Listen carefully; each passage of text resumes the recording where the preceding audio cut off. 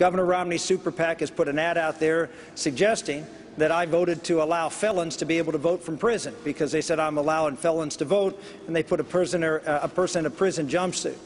I would ask Governor Romney, do you believe people who are felons, who served their time, who've exhausted their parole and probation, should they be given the right to vote? Governor Romney. First of all, as you know, the PACs that run ads on various candidates, as we unfortunately know in this country. I'm looking for an answer to the question first.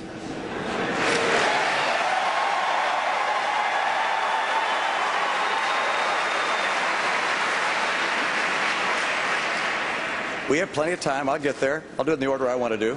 I believe that, as you realize, that the super PACs run ads, and if they ever run an ad or say something that's not accurate, I hope they either take off the ad or make it or make it correct.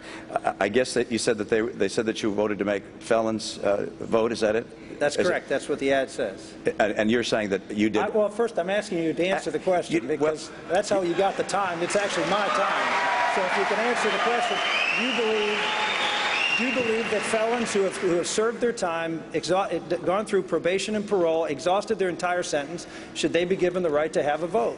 Now, this is Martin Luther King Day. This is a huge deal in the African-American community because we have very high rates of incarceration, disproportionately high rates, particularly with drug crimes, in the African-American community. The bill I voted on was the Martin Luther King Voting Rights Bill. And this was a provision that said particularly targeted Africans-Americans, and I voted to allow them to have their voting rights back once they completed their sentence. Governor, you have 30 seconds to respond. Yeah, I don't think people who've committed violent crimes should be allowed to vote again. That's my own view.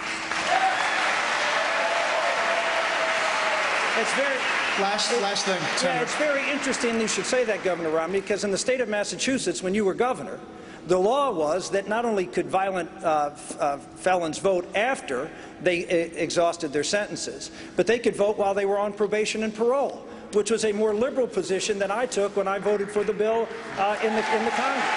So, if in fact, let me finish.